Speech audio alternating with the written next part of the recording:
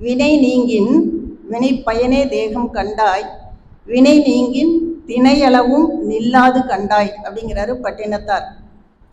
அதாவது நம்ம வினை நீங்கிருச்சுன்னா நம்ம ஒரு அந்த திணையளவு நேரம் கூட நம்மளுடைய உடல்ல உயிர் இருக்காது அப்படின்னு சொல்லி பட்டினத்தார் சொல்லியிருக்கிறார். நம்மளுடைய மகரிஷி என்ன சொல்லியிருக்கிறாருன்னா,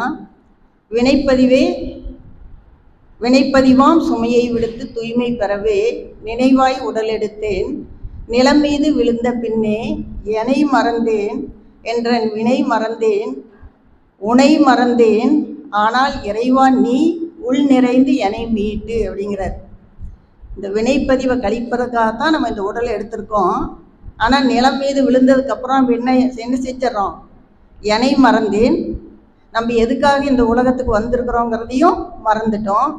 அதுக்கப்புறம் இறைவா உன்னையே மறந்துட்டேன், ஆனால் நீ உள் நிறைந்து என்னை மீட்டு அப்படின்னு சொல்கிறார். அதனால் நம்மளுடைய பிறவியினுடைய நோக்கம் இறைநிலை உணர்வு அடையிறதான். திருவள்ளுவர் என்ன சொல்லியிருக்கிறாருன்னு பார்த்தீங்கன்னா, பிறவி பெருங்கடல் நீந்துவர் நீந்தார் இறைவன் அடி சேராதார் அப்படின்னு சொல்லியிருக்கிறாரு. அப்போ இறைவனுடைய அடியை சேராதவங்க இந்த பிறவியினுடைய பயனை அனுபவிக்காதவர்கள். இந்த பிறவியினுடைய பயனை நம்ம அனுபவிக்கணும்னா நம்ம என்ன செய்யணுங்க, இறைவன் அடியை போய் சேரணும் அப்படிங்கிறார்.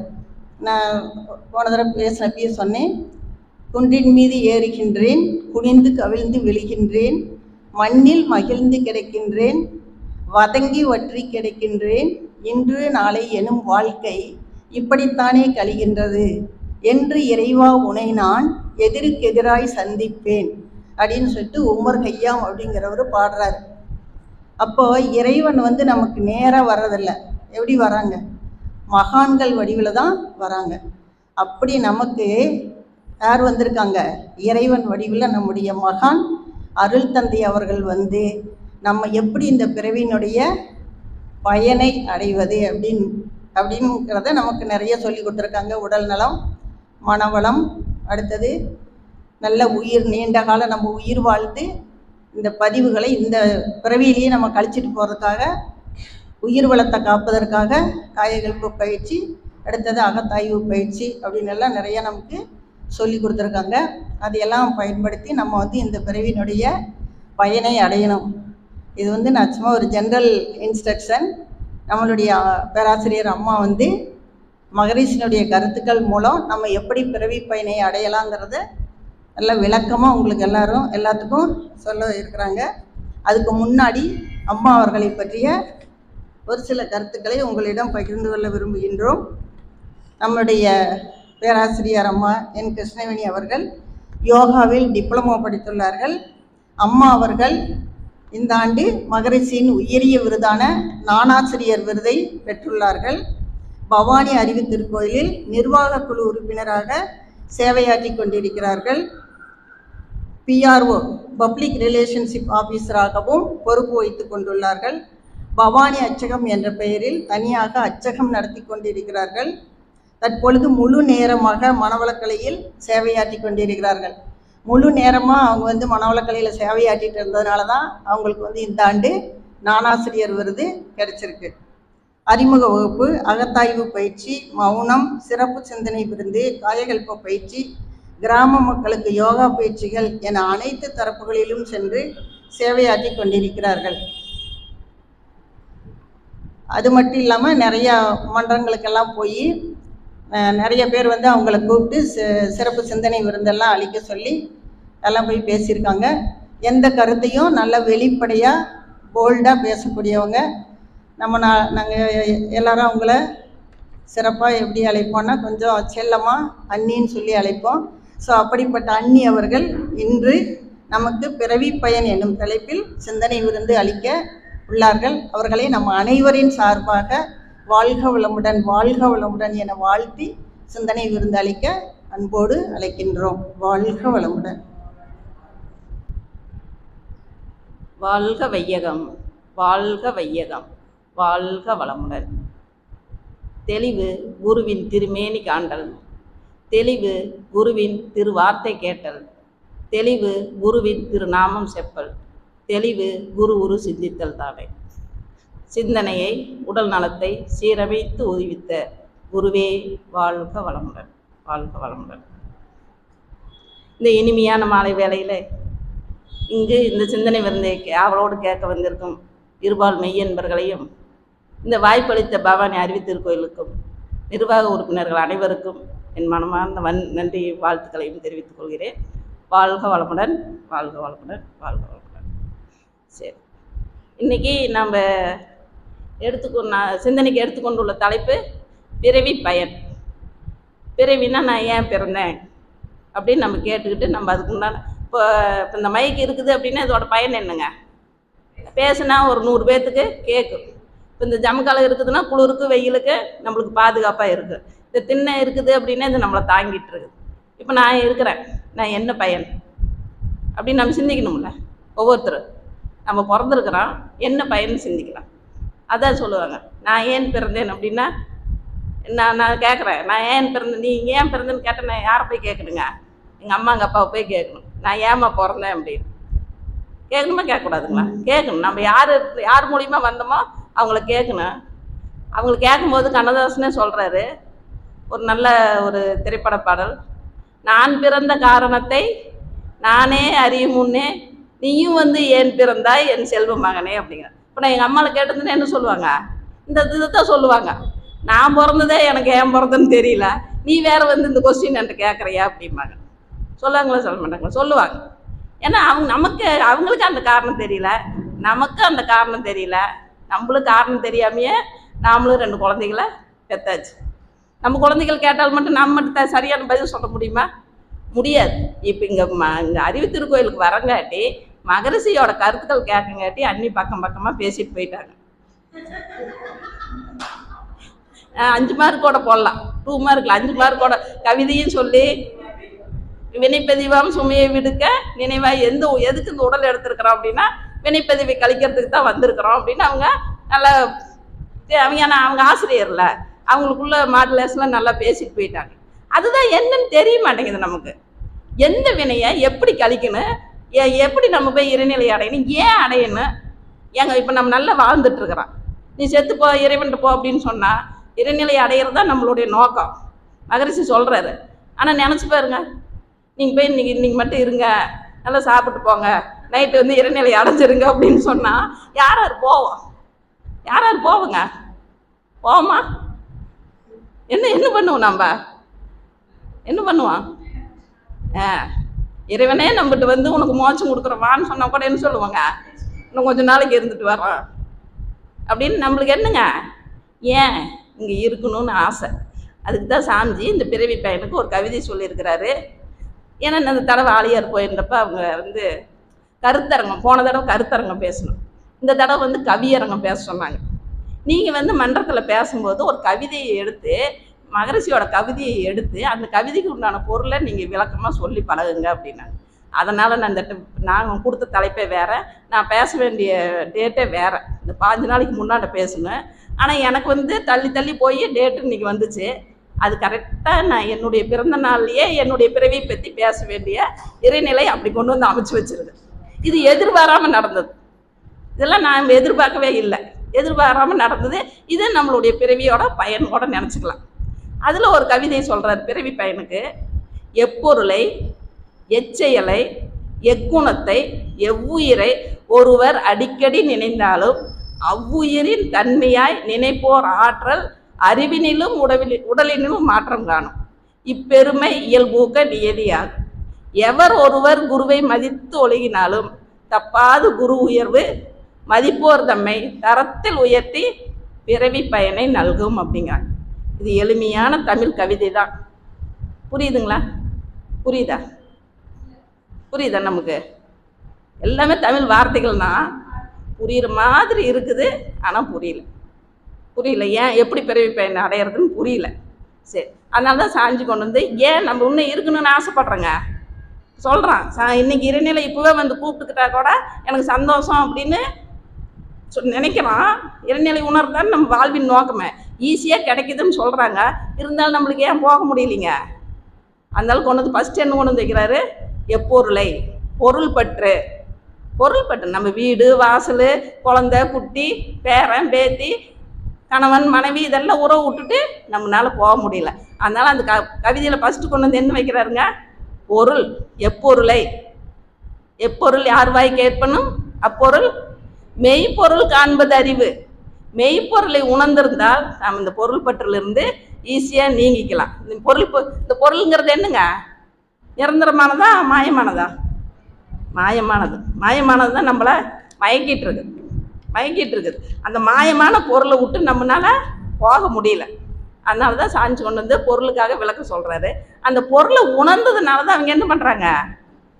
மெய்ப்பொருளை உணர்ந்தவங்கெல்லாம் இறைநிலையை நோக்கிய பயணம்தான். அந்த மெய்ப்பொருளை உணராதனால தான் நம்ம என்னங்க பொருள் பற்றிலே இருக்கிறோம். இப்போ சாஞ்சி 32 வயசில் ஞானம் அடைஞ்சிட்டார்.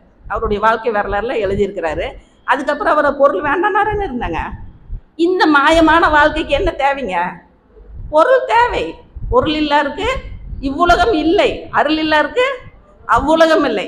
அதனால ஃபஸ்ட்டு என்ன பண்ணார்? பொருளை தான் தேடினார். பொருளை தேடிட்டு தான் அதோட என்ன பண்ணார்? அருளை முன்னாடியே தேடிட்டார். இருந்தாலும் இந்த வாழ்க்கைக்கு பொருள் வேணுங்கிறதுல உறுதியாக இருந்தார். பொருள் சம்பாரிச்சார். இன்னைக்கு நம்ம சொல்கிறோம், நான் என்னால் எல்லாம் தொழில் விட்டுட்டு வர முடியாது, என்னால் எல்லாம் எக்ஸசைஸ் பண்ணுறதுக்கு நேரம் இல்லை, எனக்கு சர்வீஸ் பண்ணுறதுக்கு நேரம் இல்லை, எனக்கு காலையில் எழுந்திரிச்சு உடற்பயிற்சி, எவ்வளோ காரணம் சொல்கிறோம்.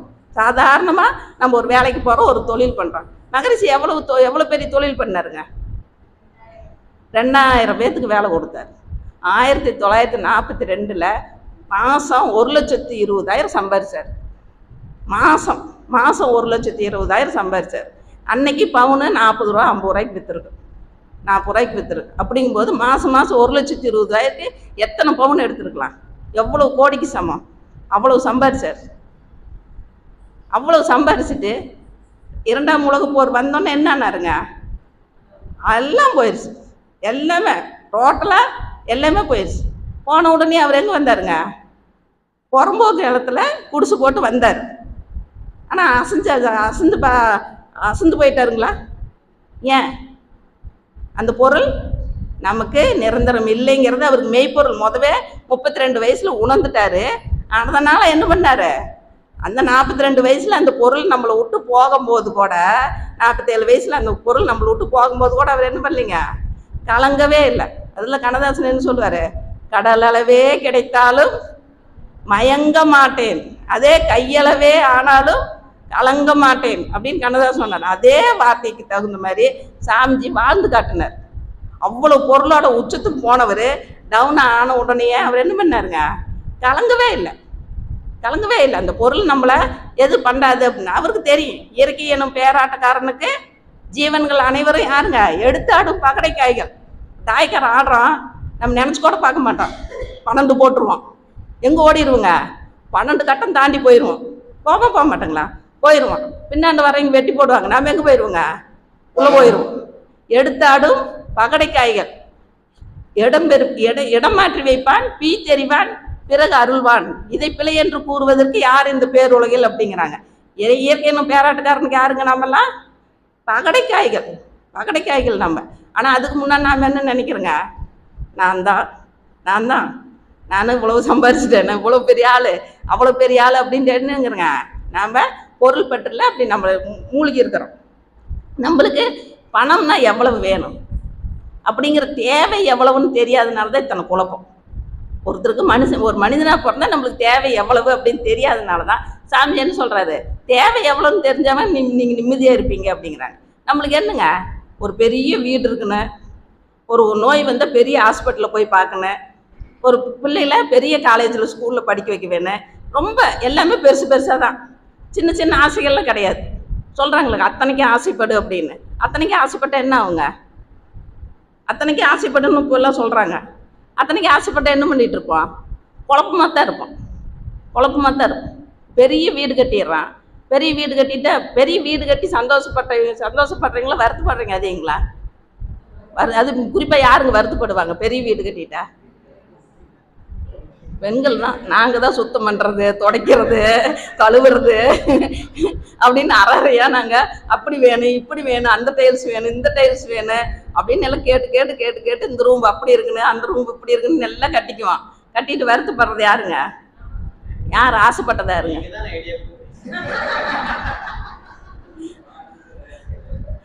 ஆசைப்பட்டது யாருங்க? ஆசைப்பட்டது நாம தான்.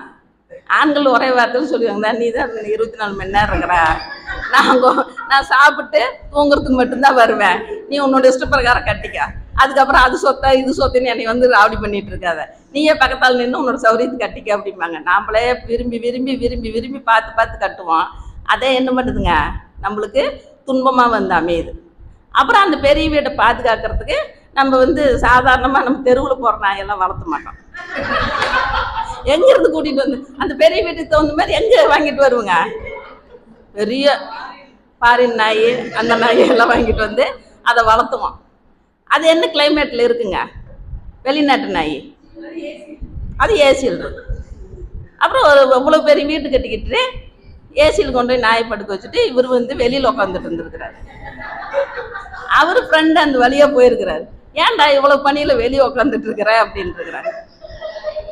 இல்லை, நாய் வேற 2 லட்ச ரூபா போட்டு வாங்கிட்டு வந்துட்டேன், அந்த நாய் எவனாச்சும் பிடிச்சிட்டு போயிட்டானா? எப்படிங்க? நம்ம எந்த பொருள் இருக்கிறோம், எந்த பொருள் இருக்கிறோம்? நாயை பிடிச்சிட்டு போயிடுவான்னு சொல்லி கோடிக்கணக்கில் போட்டு வீட்டை கட்டி வச்சு 2 லட்ச ரூபா போட்டு நாயை வாங்கி கொண்டு வந்து வச்சு போட்டு நாம் முக்காடு போட்டுட்டு வெளியே உட்காந்துட்டு கொசுக்கடியில் காட்டுக்கிறோம். இருக்கிறோமா இல்லைங்களா? இதெல்லாம் என்னங்க? நம்மளுடைய அறியாமை. தேவைக்கு நம்மளுக்கு தேவைக்கு இருந்தால் போதும், தேவைக்கு தகுந்த மாதிரி நம்மளுக்கு இருப்பிடம் இருந்தால் போதும் அப்படிங்கிறாங்க. உடை எவ்வளோ உடை இருக்குதுங்க நம்மளுக்கு, ட்ரெஸ்ஸு. குஜராத்தில் பூகம்பம் வந்தது, அப்போ என்ன நம்ம கொடுத்துங்க வந்தது? இப்படி குஜராத்தில் பூகம்பம் வந்துருச்சு, எல்லாரும் துணிமணி இல்லாமல் கஷ்டப்பட்டாங்கன்னு வந்து கேட்டாங்க. எந்த நாட்டில் எந்த இதில் மாநிலத்தில் துணி அதிகமாக போச்சு தெரியுங்களா? தமிழ்நாட்டில் இருந்து தான். கடைசியில் அவங்க என்ன பண்ணிட்டாங்க, கையெடுத்து கும்பிட்டாங்க, துணி மட்டும் தயவு செய்து கொடுத்து விடாதீங்க அப்படின்ட்டாங்க. தெருவுக்கு உங்களுக்கெல்லாம் தெரியுமே தெரியல, எங்களுக்கு காமராஜ் நகர்லாம் வந்து கேட்டுட்டு லாரியே உள்ள வர மாட்டேன்ட்டான். ஏன்? எல்லாம் மூட்டையா ஏன் கொடுத்துட்டு புது துணி எடுத்துக்க கிடக்குது, இது இத்தனை வருஷம் கட்டியாச்சு. அப்புறம் அவங்க என்னட்டாங்க, பூகம்பத்தில் கஷ்டப்படுறது பழைய துணியெல்லாம் எங்களுக்கு வேண்டாம், துணி அது தமிழ்நாட்டில் தான் எக்கச்சக்கமான துணி வந்துச்சுன்னு சொன்னாங்க. அவ்வளோ ட்ரெஸ்ஸை நம்ம கொண்டு போய் தூக்கி கொடுத்தோம். ஏங்க? தேவைக்கு அதிகமாக இருக்குது, தேவைக்கு அதிகமாக இருக்குதுன்னு கொடுத்துட்டு மறுபடியும் நம்ம எடுக்காது இருப்போமா, புதுசாக எடுத்துக்கலாம். ஏன்னா தேவைக்கு அதிகமாக நம்மகிட்ட பணம் இருக்குது, போய் எடுத்துக்கலாம் அப்படின்னு. அப்படி நம்மளுடைய வாழ்க்கை முறை மாறிட்டு போகுது. இதெல்லாம் என்னங்க? நம்மளுடைய அறியாமை. அப்படி எந்த பொருள் மேலே பற்று வைக்கிறதுன்னு தெரியாமல் இருக்கிறோம். அதே மாதிரி ஒரு நோய் வந்தால் ஹாஸ்பிட்டலுக்கு போகிறோம். இங்கேயே பார்க்குற, பவானிலெல்லாம் பார்க்காத, இங்கெல்லாம் பார்த்து டாக்டர், இங்கே டாக்டர் இல்லைங்களா, இந்த டாக்டர்லாம் சரியில்லை, எங்கே போய் பார்க்கணுங்க? கோயம்புத்தூர் போய் பாருங்க. முதல்ல ஈரோடு கூட என்னங்க பக்கமாக போயிடுச்சு, கோயம்புத்தூர் போய் பாருங்க, அந்த டாக்டர் தான் கரெக்டாக பார்ப்பாங்க. ஏன்? இவங்களும் மெடிக்கல் முடிச்சுட்டு தானே வந்திருக்கிறாங்க. இங்கே பார்த்துட்டு முடியலன்னா தான் வெளியூர் போய் பார்த்தா காலம் போய் எடுத்தோன்னு ஸ்ட்ரெயிட்டாக எங்கேங்க? கோயம்புத்தூர் போகிறோம். இப்படி வந்து ஏன்னா அங்கே போனால் தாங்க அங்கே சின்ன சின்ன நோய் கூட என்னடுங்க ஸ்கேன் பண்ணிட்டு அது பண்ணிட்டு இது பண்ணிட்டுன்னு போனேன், 20,000 ஆச்சு, நல்லா பார்த்தாங்க. நம்மளுக்கு என்னங்க அதிகமாக பணம் வாங்குவேன்னு அதிகமான எல்லா டெஸ்ட்டும் பார்த்தாங்க, 20,000 செலவாச்சு அப்படின்னு சொல்லும் போது நம்மளுக்கு எவ்வளோங்க சந்தோஷமா இருக்குது. நீங்களும் இங்கெல்லாம் பார்க்காத, இங்கெல்லாம் பார்த்தா உனக்கு நோய் நல்லாகாது அப்படின்னு. அவங்க சின்ன துளியோட மாத்திரையில் சரியாயிடும். இந்த சமுத்திரக்கண்ணியின் டைரக்டர் இருக்கிறார் தெரியுங்களா? சமுத்திரக்கண்ணியின் டைரக்டர் அவர் இந்த நாடோடிகள்னு படம் எடுக்கும்போது அவருக்கு மூக்கில் பிளட்டாக நிற்காதுங்களாமா, சும்மா பிளட்டு வந்துகிட்டே இருக்குமா, மூக்கில் கொடன்னு ஊற்றிட்டே இருக்குமாம்மா. அவங்க சினிமா எடுக்கிற, ஏன்னா அவங்க ஃபஸ்ட்டு படம் ரொம்ப கஷ்டப்பட்டு எடுத்துகிட்டு இருக்கிறாங்க. அந்த வெயில் என்னன்னு தெரியல, மூக்கில் ரத்தம் கொட்டிகிட்டே இருக்குமாம்மா. அப்புறம் அவரும் ட்ரீட்மெண்ட் பார்க்குறது அதோட ஷூட்டிங்லேயே இருந்திருக்கிறாரு. அப்புறம் அவர் ஒருத்தர் தெரிஞ்ச நண்பர் வந்து இப்படி நம்மளுடைய அனாதை இல்லத்துக்கு ஒரு டாக்டர் வருவார், ரொம்ப வயசானவர், அவர் ஃப்ரீ சர்வீஸ் தான் பண்ணுறாரு, நீ எதுக்கு ஒரு தடவை காட்டிப்பாரு அப்படின்னு. ஏன்னா மெட்ராஸில் இத்தனை டாக்டர் பார்த்துட்டேன், இவரெல்லாம் சரி பண்ணாமே அவர் பார்க்க போகிறாரு அப்படின்னு. சரி நான் சொல்கிறேன், நீ ஒரு தடவை பாரு அப்படின்னு. அப்புறம் அந்த பெரியவரை போய் பார்த்துட்டாரு. அந்த டாக்டர் ஒரு பொடி கொடுத்தாருங்களாமா, இது சாப்பிடுங்க, தண்ணியில் கரைச்சி குடிங்க, சரியாக போயிடும் அப்படின்னு. அப்படியா இவருக்கு நம்பிக்கையே இல்லையாமா, என்னடா இவ்வளோ பெரிய ஸ்கேன் எடுத்து அதை எடுத்ததில் நல்லாகாமையா இந்த பொடியில் நல்லா போகுது அப்படின்னு நினச்சிட்டேன்னா இவர் அந்த மருந்து சாப்பிட்டா அவருடைய பேட்டி கேட்டு பாருங்க, பொடி சாப்பிட்டாரா சரியாக போயிடுச்சான். அப்படியே அதுக்கப்புறம் அவருக்கு எந்த தொந்தரவும் இல்லையாம்மா. ஒரு 6 மாதம் கழிச்சு இவர் தன் நண்பர்கிட்ட சொல்லியிருக்கிறார், அந்த டாக்டரை நான் பார்க்கணும், அவருக்கு நான் வந்து நன்றி சொல்லணும், ஏதாவது ஹெல்ப் பண்ணணும் அப்படின்னு சொல்லி இவர் கரெக்டாக அடுத்த தடவை அவர் அந்த ஹாஸ்பிட்டலுக்கு வர டேட் தெரிஞ்சு இவர் போய்க்கிறார். ஏன் வந்தேன், ஏன் உனக்கு நல்லா நல்லா இருக்குமே அப்படின்னாராம்மா. எனக்கு நல்லா இருச்சு அப்படின்னு. அப்புறம் எதுக்கு எனக்கு பார்க்க வந்தேன் அப்படின்னு. இல்லை, உங்களை பார்த்துட்டு நன்றி சொல்லிட்டு என்னால் முடிஞ்சு கொடுத்துட்டு போகிறேன், நானே ஃப்ரீயாக பார்க்குறேன்னு உனக்கு தெரியும், நான் எதுக்கு உன்ட்டு பணம் வாங்க போகிறேன், நல்லா ஆயிடுச்சுல, உன்ன மேலே பார்க்குற வேலையெல்லாம் வச்சுக்காது, அது என்னடா நீ என்ன திரும்பி வந்து எனக்கு நன்றி சொல்கிறது, இந்த நன்றிக்கு தான் எதிர்பார்த்துட்டு இருக்குன்னா போய் சேரு அப்படின்ட்டாராம். இவருக்கு அப்படியே ஆச்சரியமாக போயிடுச்சாம்மா. இப்போ நம்மளுக்கு போனால் என்ன சொல்லுவாங்க, நல்லா ஆனால் கூட வந்து காமிச்சிட்டு போங்க சொல்கிறாங்களா சொல்லிங்களா? நல்லா ஆயிடுச்சுன்னா கூட மறுபடியும் நீங்கள் 1 வாரம் கழிச்சு வாங்க, 3 நாள் கழிச்சு வாங்க அப்படிங்கிறாங்க. அப்புறம் நம்மளுக்கு என்னது, சரி நம்ம போய் எதுக்கு டாக்டர் போய் கேட்டுட்டு போதுமானு கேட்டு வந்துடலாம், மாத்திரை தின்ன வரையில் போதுமானு கேட்டு வரலன்னு நம்ம மனசு அப்படி போகுது. ஏன்னா என்ன பண்ணுறாங்க, இப்போ மெடிக்கலில் டாக்டரோட ஒன்றா மெடிக்கலில் அவங்களே வச்சுக்கிறாங்க, அந்த மெடிசனில் யார் சாப்பிட்றது? அந்த அந்த பிரச்சனை அவருக்கு இருக்குது இல்லைங்க. அப்புறம் அதையும் அவர் யோசனை பண்ணணும்ல. அதனால் அவர் என்ன பண்ணுறாரு, மெடிசன் கொடுக்கணுங்கிற இதில் அவங்க கொடுக்குறாங்க. இப்படி தான் ஒரு மெடிக்கல் ஹாஸ்பிட்டலில் ஒரு பையனுக்கு ஆக்சிடென்ட் ஆயிடுது.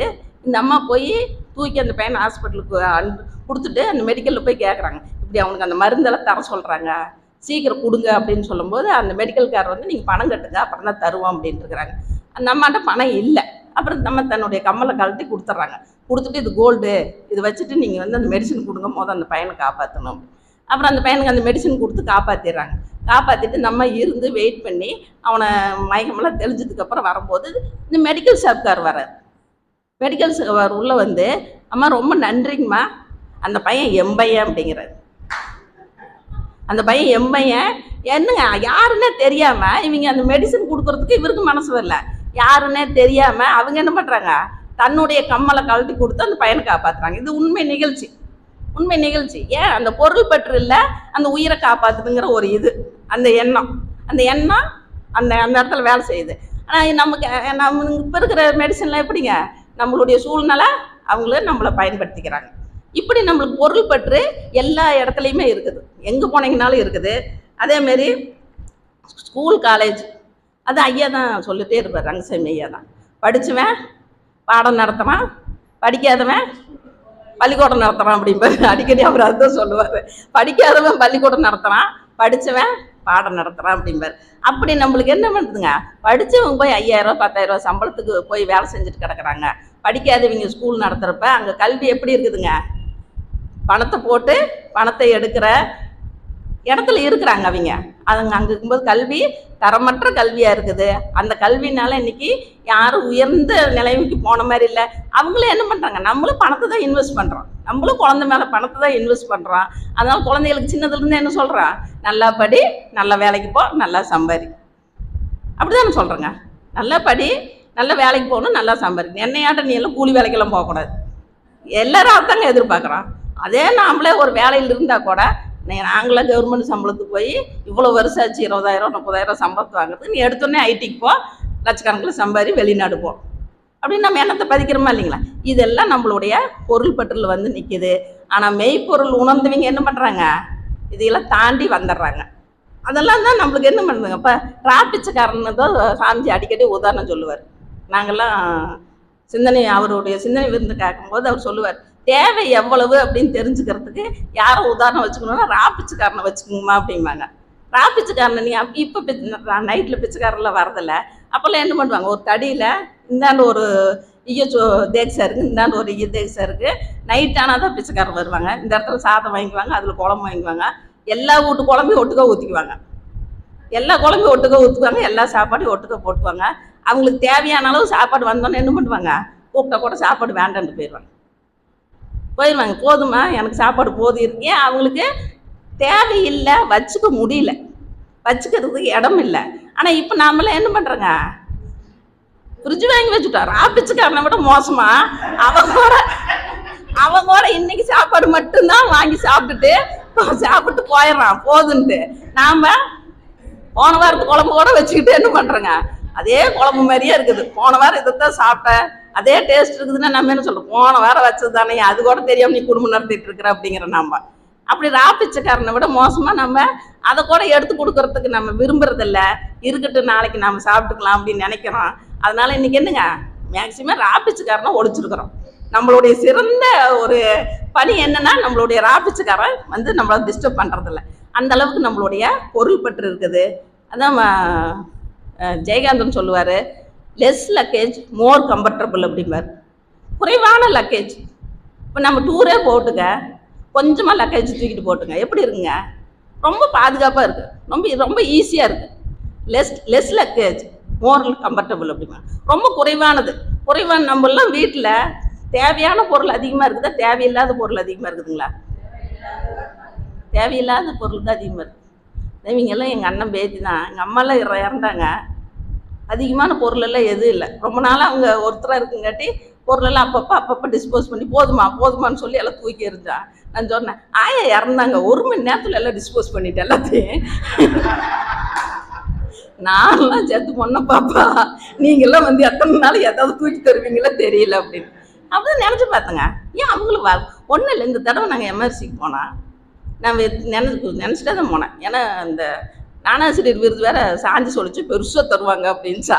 நான் நினச்சிட்டேன், சரி அது வேற பெருசாக கொடுத்தாங்கன்னா எப்படி தூக்கிட்டு வர்றது, கொண்டு வர லக்கேஜ் கொஞ்சமாக கொண்டு போயிடலாம் அப்படின்ட்டு 2 சேரீ 2 நைட்டி சோப்பு ப்ரெஸ் இது மட்டும் எடுத்துகிட்டு போயிட்டேன். நான் போதும் வர போகிற செய்யலாம், அவ்வளோதான். ரொம்ப இல்லை, கொஞ்சம் லக்கேஜ் தான் கொண்டு போனேன்.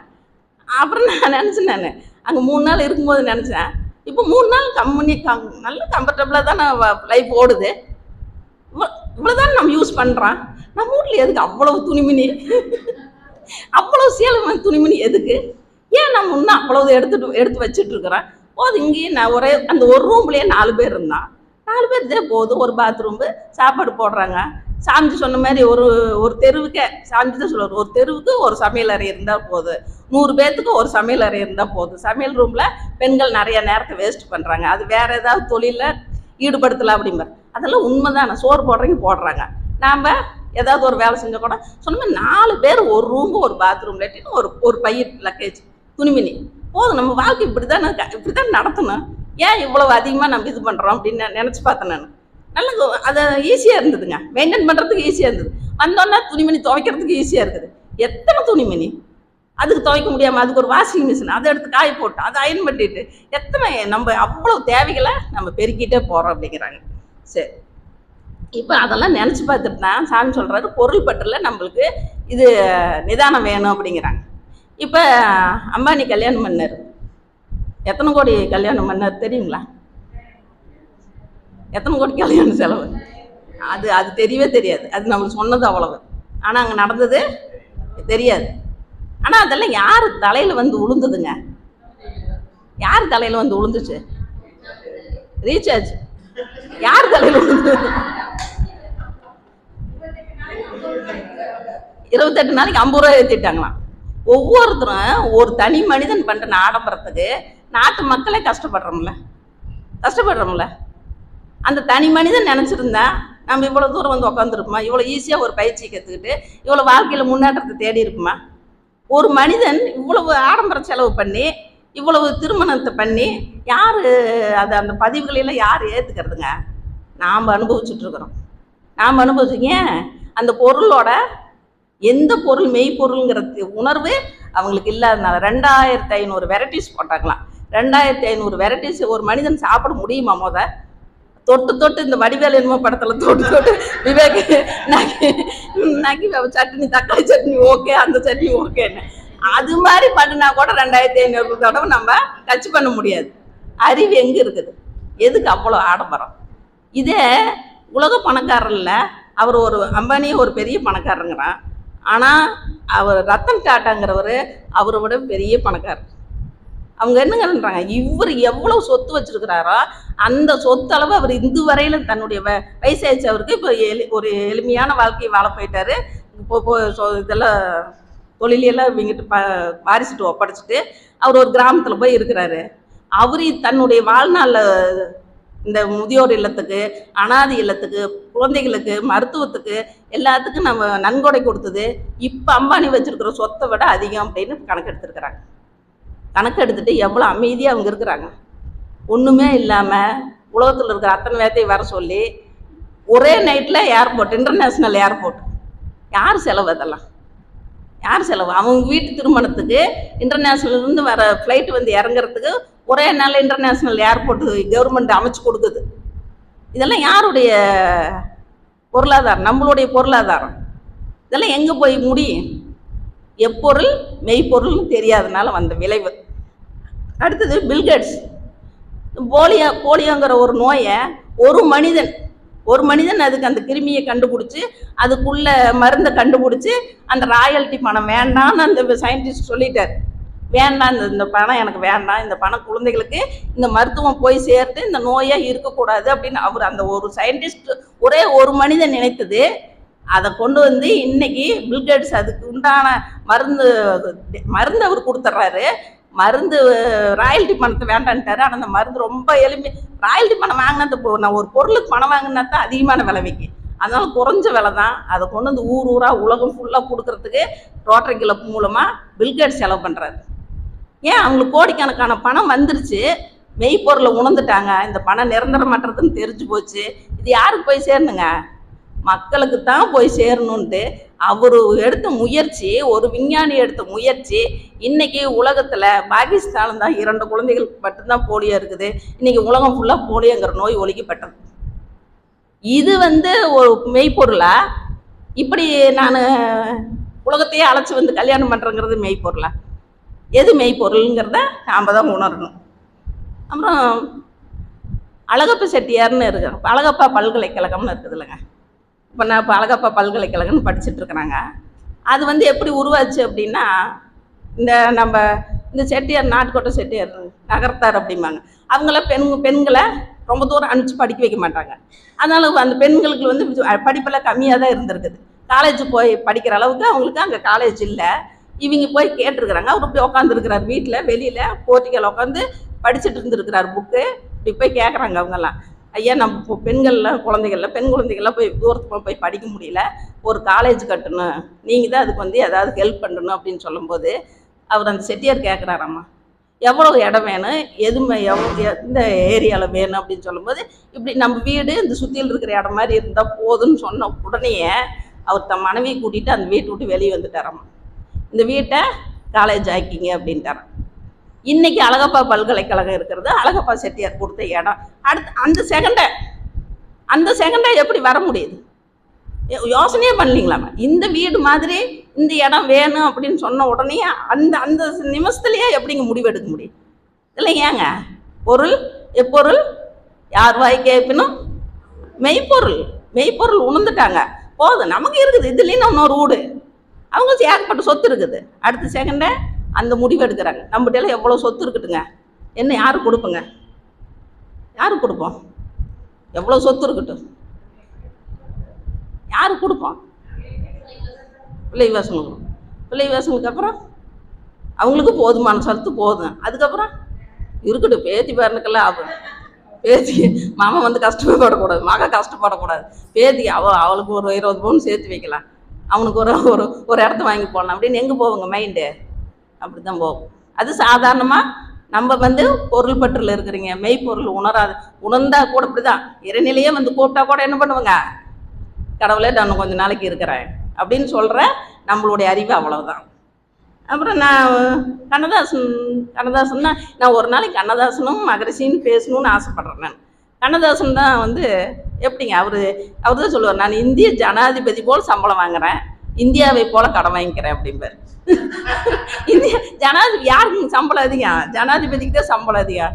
இந்திய ஜனாதிபதி போல நான் சம்பாதிக்கிறேன், ஆனால் இந்தியாவை போல கடன் வாங்கிக்கிறேன். எவ்வளோ சம்பாரிச்சாலும் என்ன பண்ணுவாருங்க? யார் கேட்டாலும் கொடுத்துருவாரு, யாருக்கு கேட்டாலும் கையெழுத்து போட்டு கொடுத்துறது, எப்படி கடனை பட்டுட்டே தான் இருப்பா அப்படி. அதனால இவர் ஒரு நாள் தீபாவளி அப்போ இவருக்கு பணம் இல்லை, குழந்தைகளுக்கெல்லாம் ட்ரெஸ் எடுத்து, அவருக்கு 16 குழந்தைகள், ட்ரெஸ் எடுக்கிறதுக்கு பணம் இல்லை. அவர் அண்ணன்ட்டு போய் கேட்குறாரு, இப்படி தீபாவளிக்கு குழந்தைகளுக்கெல்லாம் துணி எடுக்கிறதுக்கு காசு இல்லைன்னா, யாருக்கா இருந்தாலும் கடுப்பு தாங்க வேறு. எவ்வளோ சம்பாதிக்கிறான், பொறுப்பே கிடையாது, இவனுக்கு பணத்தை பற்றி அக்கறையே இல்லை, போடா பணம் இல்லை ஒன்றும் இல்லை போடா அப்படின்றாரு. எனக்கே பணம் இல்லை, நானும் பிள்ளைகளுக்கெல்லாம் துணி எடுக்காமல் இருக்கிறேன் அப்படின்னு அவர் கோவத்தில் கூட போய் சொல்லியிருக்கலாம், அவனுக்கு புத்தி வரட்டுன்ட்டு. இவர் வந்துட்டார், வந்து எழுதிட்டார், அண்ணன் என்னடா, தம்பி என்னடா, அவசரமான உலகத்தில் காசு இல்லாதவன் குடும்பத்தில் அப்படின்ட்டு அவர் பாட்டை எழுதி கொடுத்துட்டு அது அவ்வளோ கோபம் அவருக்கு மேலே, அண்ணன் மேலே. ஏன் பணம் இருந்தால் தான் மதிப்பாங்க அப்படின்னு எழுதி கொடுத்துட்டு ஒரு வாட்டி உக்காந்துட்டு இருக்கிறாரு. சின்னப்ப தேவர் ஒரு படம் எடுக்கிறேன், நீங்கள் பாட்டு எழுதணும் அப்படின்னு பணம் கொடுத்துட்டாரு. இவருக்கு ஒரு லம்பா ஒரு பணம் கிடச்சிருச்சு. பணம் கிடச்சோன்னே அந்த பணத்தை எடுத்துட்டு அண்ணன் விட்டுட்டு போயிட்டாராம்மா. அண்ணனை பார்க்க போயிட்டாராம்மா. அண்ணன்னா அந்த துணியெல்லாம் எடுக்கிறதுக்கு பணம் இல்லைன்னு சொன்னீங்களா, உனக்கு எவ்வளோ வேணுமோ எடுத்துட்டு கொடு, நான் பசங்களுக்கு நான் வச்சுக்கிறேன், நான் மிச்சம் பண்ணுறது துணி எடுக்கிறேன். என்ன அந்த செகண்டு நம்மளுக்கு பணம் கொடுக்கலையேங்கிற ஆதங்கத்தில் கவிதை எழுதிட்டு பாட்டு எழுதி கொடுத்துட்டு அடுத்த செகண்ட் அந்த பணம் கிடச்சோன்னு எங்கே போயிட்டாருங்க. அண்ணன் வேறு அண்ணன் பிள்ளைகளுக்கெல்லாம் துணி எடுக்கிறது பணம் இல்லைன்னு சொன்னாருன்னு கொண்டு போய் கொடுத்தானா. அந்த மனசில் யாருக்கு வருங்க? இந்த மெய்ப்பொருள் உணர்ந்து இவங்களுக்கு தான் வரும். அப்படி எப்பொருள் யாருக்கு எப்பொருள் எதுன்னு வேணுங்கிறது நம்மளுடைய மனசு தான் காரணம் அப்படிங்கிறாங்க. அதனால தான் ஏன் அப்படின்னா அதெல்லாம் யார் சொல்லி கொடுக்கணுங்க? யார் சொல்லி கொடுக்கணும்? நம்மளுக்கெல்லாம் நம்மளுடைய அம்மா அப்பா சொல்லி கொடுத்துருக்கணும். நம்ம குழந்தைகளுக்கு அதெல்லாம் சொல்லி கொடுத்துருக்கணும். நம்மளும் நம்ம குழந்தைகளுக்கு என்ன சொல்லி கொடுக்குறான்? டிஃபன் பாக்ஸில் கொண்டு போனால் நீ மட்டும் சாப்பிடு, நீ மற்றவங்களுக்கெல்லாம் நீ டிவைட் பண்ணிட்டு இருக்காத, நீ ஒழுக்கமாக நீ சாப்பிட்டு வா, நீ உனக்கு உணவு தான் நான் போட்டு கொடுத்து விட்றேன் அப்படின்னு நம்ம சொல்லி கொடுக்குறோமா இல்லைங்களா? சொல்லி கொடுக்குறோமா இல்லைங்களா? ஆனால் மகரிஷியோட தாய் என்ன சொல்லு, எப்படி ஏற்பட்டவங்க? ஊருக்கே போய் சேவை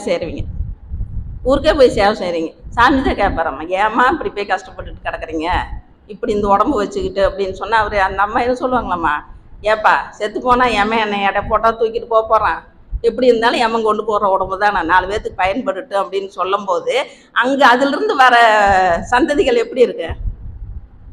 ஆனால் அவங்களும் சேவை செய்யணுங்கிற எண்ணம் தான் வரும். நாம் டிஃபன் பாக்ஸ் சாப்பாடு கூட யாருக்கும் கொடுக்காத அப்படின்னு சொல்லி கொடுத்து வளர்த்தோன்னா நம்மளுடைய சந்ததிகள்லாம் எப்படி இருக்கு? அப்படி தான் இருக்குது. நம்ம இப்போ ஏதோன்னு சொன்னால் கூட நம்ம எங்கள் பிள்ளைகள்லாம் என்ன சொல்லுதம்மா, இருக்காத்துங்க உங்கள் தத்துவத்தை மன்றத்தோடு வச்சுக்குங்க, ஏன் நீங்கள் இப்போ அங்கே போங்கட்டு இதெல்லாம் பேசிகிட்டு இருக்கிறீங்க, அதுக்கு முன்னாடி பொறுப்பாருன்னு தான் சொல்லி கொடுத்தீங்க அப்படின்னா ஏன்னா நம்மளுக்கு இப்போ சொல்லி தரதுக்கு ஆள் இல்லை. நம்ம வறுமையிலிருந்து வந்திருக்கணும். எங்கள் சாஞ்சி பார்க்காத வறுமையா? 7 வயசில் உனக்கெல்லாம் ஒரு 10 வயசு இருக்குது. 7 வயசில் அந்த சின்ன குழந்தையா இருக்கும்போது தறிக்குழியில் இறங்குனேன் நெசாருங்கிறாரு. 7 வயசில் நம்மளே எப்படி இருந்திருப்போங்க? நான்லாம் ஜாலியாக தான் இருந்தேன். ஸ்கூலுக்கு போவேன், பைய தூக்கிட்டு போவேன். அது 7 வயசில் எனக்கு என்ன நடந்துச்சுன்னு கூட தெரியாது. தூக்கி கடைசி போட்டு குதிக்கிற வேலை தான், சாப்பிட்ற வேலை தான், ஒரு கவலைன்னா என்னன்னே தெரியாத வயசு. ஆனால் 7 வயசில் தறிக்குழியில் இறங்கினார். 42 வயசுல உச்சத்தை தொட்டார். 47 வயசில் மறுபடியும் டவுன் ஆனார். ஆனால் எந்த நிமிஷத்துலையும் பொருள் பெற்றவருக்கு இருந்ததா? ஒரே சொத்து என்ன சொன்னார்? இன்சொல்லும் இனிய முகமும் என் செல்வம் அப்படின்னார். என்னோட சொத்தே அதுதான், இன்சொல்லும் இனிய முகம் தான் என் சொத்து அப்படின்னாங்க.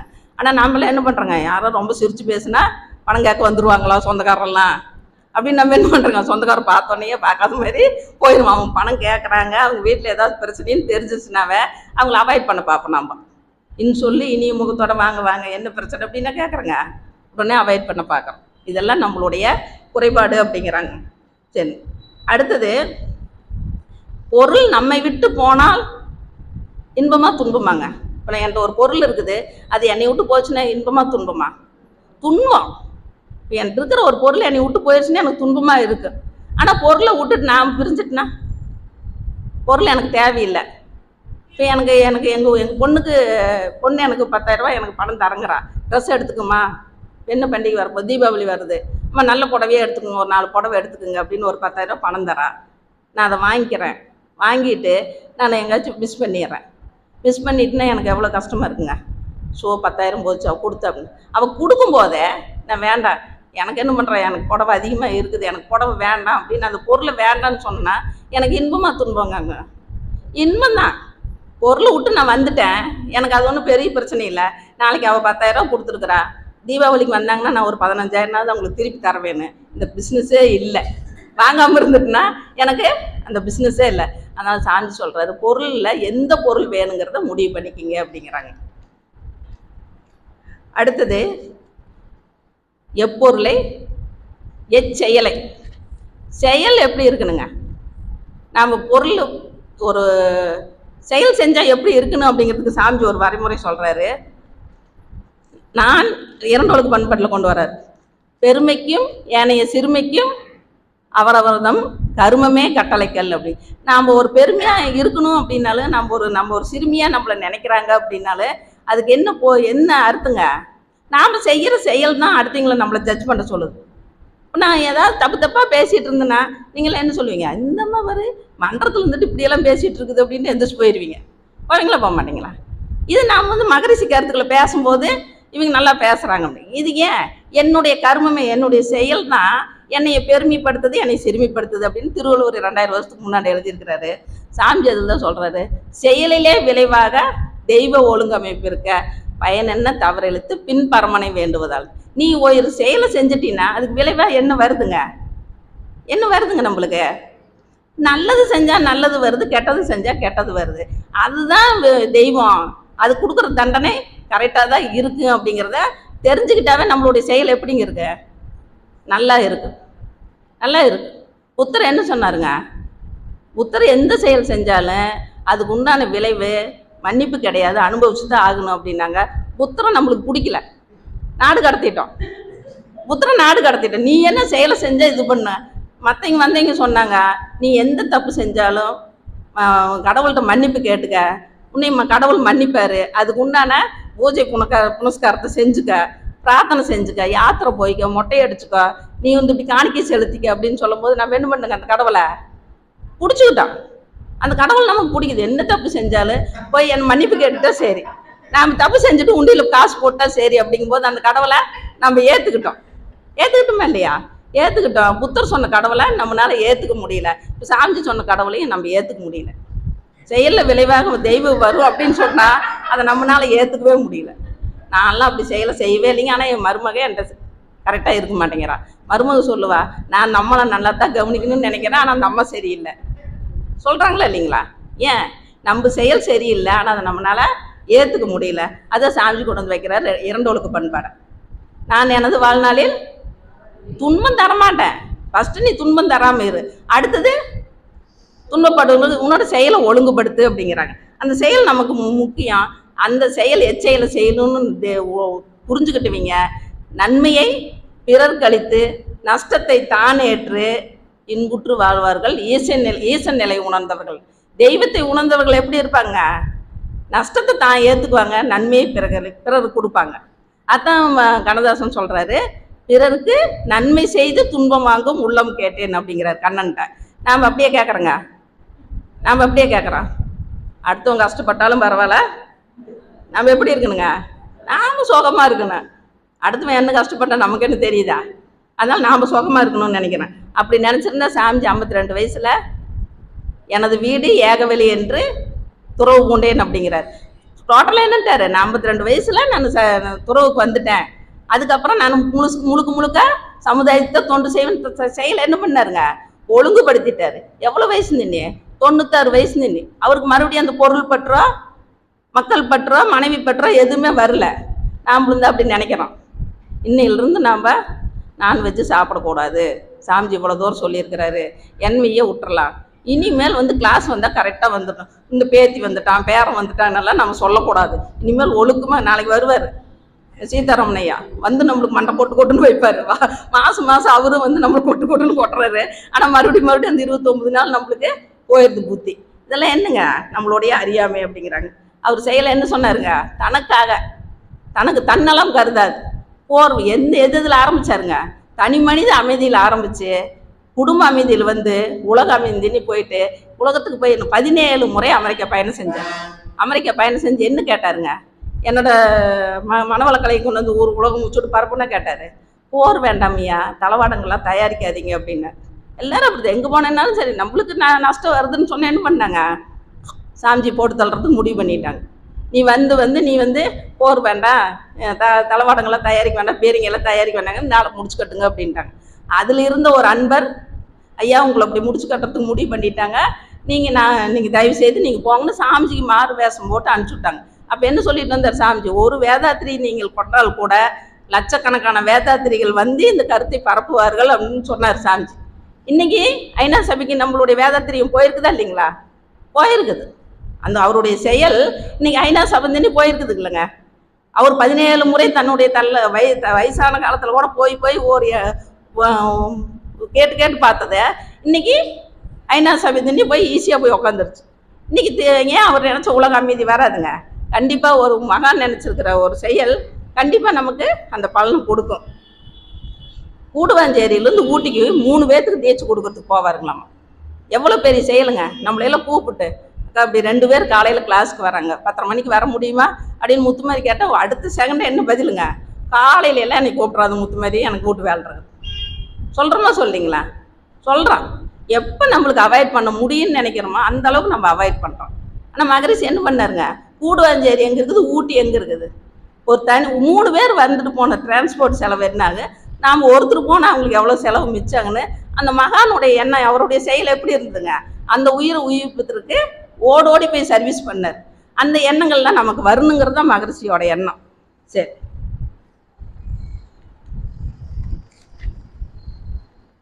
செயல் ஏன் ஒழுக்கமாக இருக்கணும் அப்படின்னா, ஒரு சின்ன கதை. ஒரு குடியார் அப்பாங்க, பயங்கரமாக தண்ணி போடுவார். அப்புறம் அவர் நல்ல இறந்துடுறாரு, வயசாக இறந்துடுறாரு. அவங்களுக்கு 2 மகன்கள். ஒருத்தன் அப்பா மாதிரியே பயங்கரமாக குடிக்கிறார். ஒரு பையன் ரொம்ப ஒழுக்கமாக இருந்து தொழிலில் நல்ல பயங்கர முன்னேற்றம். இவன் ரொம்ப தண்ணி போட்டு போட்டு ரொம்ப டவுனாக இருக்கிறான். இவங்களை 2 பேர்த்தையும் பேட்டி எடுக்கிறாங்க. ஒருத்தர் எடுக்கும்போது இந்த பையன் சொல்கிறான், எங்கள் அப்பா எப்படி குடித்தாரோ அதை பார்த்து எனக்கு வெறுத்து போய் எங்கள் அப்பனாட்டவே நான் குடிக்க ஆரம்பிச்சிட்டேன் அப்படிங்கிறான். அந்த நல்லா இருக்கிற பையனை பேட்டி எடுத்து அவன் என்ன சொல்கிறான், எங்கள் அப்பாட்ட என்னென்ன பழக்க வழக்கம் இருந்ததோ அதெல்லாம் என்கிட்ட வரக்கூடாதுன்னு சொல்லி அதை அவாய்ட் பண்ணிவிட்டு, அது எல்லாமே எந்தெந்த கெட்ட பழக்கமோ அதெல்லாம் அவாய்ட் பண்ணிவிட்டு எது தேவையோ அந்த செயலை மட்டும் செஞ்சேன், நான் முன்னேற்றம் அடைஞ்சிட்டேன் அப்படிங்கிறான். இதிலிருந்து நமக்கு தெரியறது என்னென்னா, நம்ம குழந்தைகள் நல்லா இருக்கணும் அப்படின்னா செயல் யார்கிட்ட ஒழுக்கமாக இருக்கணுங்க, நம்மகிட்ட தான் இருக்கணும். நம்மளை பார்த்து தான் நம்ம குழந்தைகள் செயல்படுது. அதனால் நம்மளுடைய செயல்களை நம்ம ஒழுங்குபடுத்திக்கணும் அப்படிங்கிறாங்க. அதனால தான் அவங்க என்ன சொல்கிறாங்க, அந்த மெய்ப்பொருளை உணர்ந்தவங்க செயல் எப்படி இருக்குதுங்க. அன்னை தெரசாலாம் என்ன பண்ண, செக்கோஸ்ல பிறந்து இங்கே நம்மளுக்காக கல்கத்தாவில் தொழுநோயாளிகளுக்காக பாடுபட்டாங்க. எச்சியை கையில் துப்புனா கூட இது எனக்கு போதும், அந்த குழந்தைகளுக்கு ஏதாவது கொடுங்கன்னு கேட்டு அவங்க சர்வீஸ் பண்ணுங்கிற அவசியம் என்னங்க, அவங்க எதுக்கு அப்படி கொடுக்கணும்னு அவசியம். அவங்க மெய்ப்பொருளை உணர்ந்துட்டாங்க, அவங்களுடைய செயலை ஒழுங்குபடுத்திட்டாங்க. இப்போ இப்படியெல்லாம் கேட்கும்போது அவங்களால மட்டும்தான் முடியுமா அப்படின்னா, நம்மளாலேயும் முடியும் அப்படிங்க. சாதாரண மனிதனாலே முடியுங்கிறதுக்கு ஒரு சின்ன உதாரணம். நான் இந்த தடவை ஆலியார் போயிருந்தப்ப, ஞானாசிரியர் விருது வாங்க போயிருந்தப்ப என்னோட ரூம்மேட்ஸ் பேர் இருந்தாங்க, தென்காசிக்காரரு. அவங்க சொன்ன ஒரு இது எனக்கு உண்மையால் அவங்களெல்லாம் போய் பார்க்கணுன்னு ஆசையாக இருக்குதுங்க. அந்த அவங்க மன்றம் நடத்திட்டு இருக்கிற இடம், ஒரு வயசான அம்மா இருக்கிறாங்களாம், அவங்க வீட்டில் தான் நடத்துகிறாங்களாம். கீழ் தளம் லைப்ரரி கூப்பிட்டாங்களாம், நடுத்தளத்தை மன்றம் நடத்துறதுக்கு கூப்பிட்டாங்க. மேல் தளத்தில் அந்த அம்மா வயசான அம்மா இருக்கிறாங்க. அவங்க 80 வயசு ஆயிடுச்சு. அவங்க ஜட்ஜாக ரிட்டையர் ஆகிட்டாங்க. அந்த ஃபுல்லாக அந்த காம்ப்ளெக்ஸ் ஃபுல்லாக அறிவித்தூர் கோயிலுக்கு எழுதி வச்சுட்டாங்க, மன்றத்துக்கு எழுதி வச்சுட்டாங்களாம். நீங்கள் இது மன்றத்துக்கு குழந்தை இல்லையாமா, குழந்தை இல்லை, அதனால இது பொதுவாக இந்த பொது இதுக்கு பயன்படுட்டு என்னோடய சொத்து அப்படின்னு எழுதி வச்சுட்டாங்களாம். எழுதி வச்சுட்டு அதை கிரையம் பண்ணுறதுக்கு இவங்களுக்கு பணம் இல்லைங்களாமா. 2 மாதத்துக்கு முன்னாடி நம்ம வயசாகிடுச்சு, சீக்கிரம் கிரையம் பண்ணிக்கிங்க அப்படின்னு சொல்லி தென்காசிக்கார் அவரும் ஞானாசிரியர் விருது வாங்கினார். அவர் தன்னுடைய மகனாக பாவிச்சு தான் அவர் அவ்வளோ ஆசையாக இருப்பான். அந்த அம்மா, நீ எழுதிக்கிப்பா, சீக்கிரம் ஏதாவது ஏற்பாடு பண்ணி இது ட்ரஸ்ட் மாதிரி எழுதிக்கிங்க அப்படின்னு சொல்லி தன்னுடைய வேலையில் கழட்டி கொடுத்தாங்களாம். அப்புறம் இவங்க வேண்டாம், எங்களுக்கே குற்ற உணர்ச்சியாக போயிடுச்சு, 1 கோடி ரூபாய்க்கு மேலே போகுங்க, அந்த பில்டிங்கை கொடுத்துட்டு அதை கிரையம் பண்ணுறதுக்கு கூட நாங்கள் முயற்சி பண்ணி கிரையம் பண்ண முடியாதான் போயிருமா, நீங்கள் கம்முன்னு இருங்கம்மா அப்படின்னு சொல்லிட்டு இவங்க என்ன பண்ணுறதுன்னு யோசனை பண்ணிட்டு இருக்கும்போது இன்னொரு அன்பர் ஃபோன் பண்ணி எங்கள் பையனுக்கு வேலை கிடச்சிருச்சு, மாத சம்பளம் நான் 50,000 நான் தரேன் மன்றத்துக்கு அப்படின்னு சொன்னாங்களாம். எப்படி நடந்துச்சுன்னே தெரியலிங்க வேணி. நாங்கள் கடக்கடணும் படப்படன்னு பணத்தை வாங்கினா கிரையம் பண்ணிட்டா அந்த பில்டிங்கு இப்போ பவானி தென்காசி மணவளைக்கலை மன்றத்துக்கு பொதுவானது அப்படின்னு சொல்லிட்டு அந்த அம்மா சொல்கிறாங்களாம். இன்னும் 2 வீட்டு பத்திரத்தையுமே கொடுத்துட்டாங்களாம்.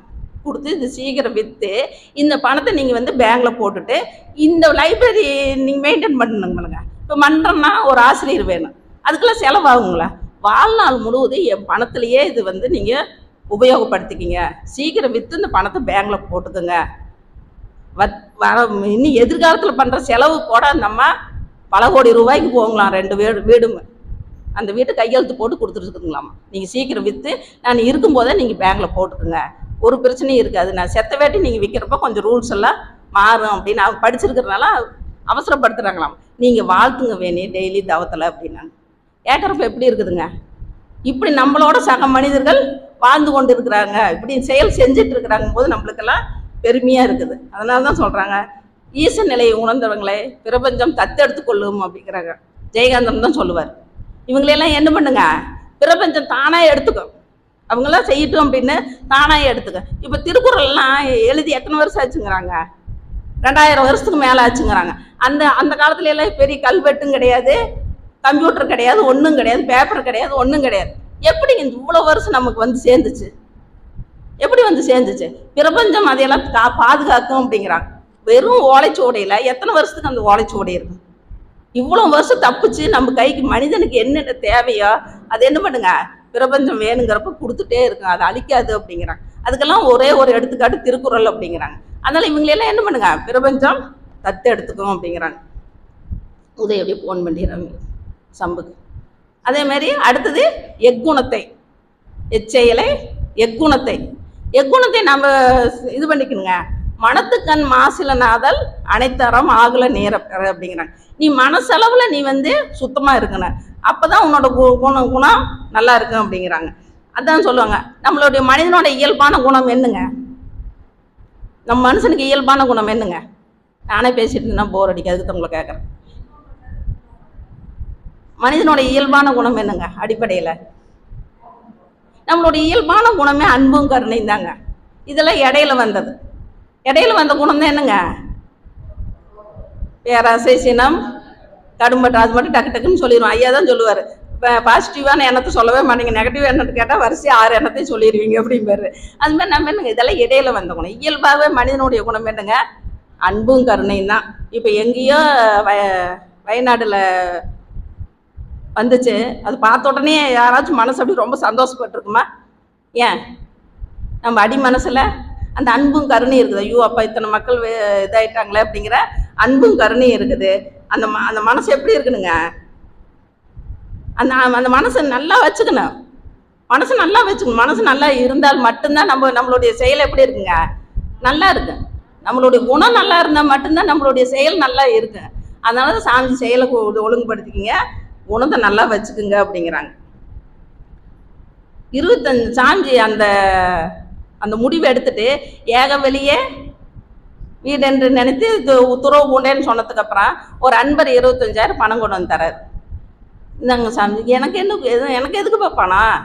எனக்கு சாப்பாடு போடுறாங்க, துணிமணி கொடுத்துட்றாங்க, தங்கறதுக்கு இடம் கொடுத்துட்டாங்க. எப்படிங்க ஒரு தலைவர் உலகத்துக்குள்ள இருக்கிற மன்றத்தை வச்சு நடத்துறவர், இவ்வளவு தத்துவத்தை சொன்னவர், அவர் எவ்வளோ எளிமையாக சொல்கிறாரு பாருங்க. நான் சோறு போடுறேமாம்மா, எனக்கு சோறு போட்டுறாங்க, துணிமணி கொடுத்துட்றாங்க, தங்கறதுக்கு இடம் கொடுத்துட்டாங்க. நான் என்ன பண்ணுறேன்? பணத்தை நீங்கள் கொண்டு போய் அந்த பணத்தை ட்ரஸ்ட்லேயே கொடுத்து நீங்கள் பில்லு வாங்கிங்க. கடைசியில் அவர் இறந்த பிறகு கூட சாமிஜி எவ்வளோ பணம் வச்சுருந்தாருங்க? ஒன்றும் கிடையாது. ரூமில் போய் பார்த்தீங்கன்னா என்ன இருக்குதுங்க? ஒரு 10 வேஷ்டி ஷர்ட்டு, ஒரு பெட்டு கட்டில், இதுதான் இருக்குது. எவ்வளோ எளிமையாக நடத்திட்டு போனாங்க. தன் குணத்தை மாற்றிக்கவே இல்லை, அப்படியே வாழ்ந்து காமிச்சிட்டு போயினார். அதே மாதிரி தான் மகாத்மா. ஒரு மதுரையில் ஒரு விவசாயி ஆடையில் உழுதத்தை பார்த்தோன்னே என்ன சொன்னார்? அவர் ஃபாரிஸ்டர் பட்டம் வாங்கி கோடு சூட்டு போட்டவர். நான் என்னைக்கு இந்திய மக்கள் அனைவரும் உடை போடுறாங்களா அன்னைக்கு தான் நான் முழுமையான உடை போடுவேன் அப்படின்னு சொல்லி சாகர வரையும் ஆடை அணிஞ்சாங்களா இல்லைங்களா? அந்த குணத்தை மாற்றிக்கவே இல்லை. அவ்வளோ உயர்ந்த குணத்தை அப்படியே ஃபாலோ பண்ணிகிட்டே வந்தாங்க. ஆனால் நம்மள என்ன பண்ணுறோங்க? எனக்கெல்லாம் இந்த அருள் செல்வி அம்மாவை பார்த்தா ஆச்சரியமாக இருக்குது. எனக்கு அவங்க எவ்வளவா மறுபடியும் கூட மன்றத்தில் வந்து பேசினாங்க. ஆனால் முதல் அவங்க இந்த மகிழ்ன்னு பேசினாங்க. அது ரொம்ப அப்படியே டச் ஆச்சுங்க. ஒருத்தரை மகிழ்விச்சு தான் நம்ம மகிழ சந்தோஷப்படுத்த முடியும். ஒருத்தர் சந்தோஷம் அகப்பையில் இருந்தால் தான், சட்டியில் இருந்தால் தான் அகப்பையில் வரும் அப்படின்னா, உள்ளுக்குள்ளே நம்மளுக்கு சந்தோஷம் இருந்தால் தான் நம்ம என்ன பண்ணுவாங்க, அடுத்தவங்களா சந்தோஷப்படுத்த முடியும் அப்படின்னு நல்லா பேசினாங்க. அவங்க அப்படியே டோட்டலாக எப்படிங்க அவ்வளோ வசதியாக இருந்துட்டு எதுவுமே வேண்டான்ட்டு அப்படியே டோட்டலாக அப்படி மாற முடியும்? அது ஒரு பெண்ணாக பிறந்துட்டு அவங்க சொல்கிறாங்க, நான் கோல்டு கூட யூஸ் பண்ண மாட்டேன், ஃபுல்லாக டைமண்ட் தான் யூஸ் பண்ணுவேன் அப்படின்னு அவ்வளவு பொருள் பற்று அவ்வளோ நகை நட்டெல்லாம் போட்டுட்டு டோட்டலாக அவங்கள பார்க்குறப்பெல்லாம் இன்னுமே எனக்கு அன்றைக்கோட ஆலையால் பார்க்கும்போது எப்போ நம்மளுக்கெல்லாம் இவ்வளோ ஒரு அதில் ஒரு எவ்வளோங்க, அதில் ஒரு 1% வந்தால் கூட நம்மளே எவ்வளவோ முன்னேறிடுவோம். ஆனால் இன்னும் அந்த பொருள் பட்டு நம்மளுக்கு விட மாட்டேங்குதுன்னு. அப்படியெல்லாம் என்னங்க, அப்படி அந்த குணம் எப்படி வருதுங்க? தெய்வ நிலை மெய்ப்பொருள் உணர்ந்தவங்களோட உயிர் தொடர்பு அவங்களை தூண்டி விடுது. தூண்டிடும்போது முழுமையாக அவங்க அதுக்குள்ளே போகணும்னு ஆசைப்படுறாங்க. பெரியார், தந்தை பெரியார் எல்லாம் யாருக்காக பாடுபட்டாங்க? ஈரோட்டில் அவருடைய சொத்து மதிப்பு எவ்வளோங்க இன்றைக்கி? பல மில்லியன் இதுக்கு போகும். அவ்வளோ சொத்தையும் யாருக்காக கொடுத்தாங்க?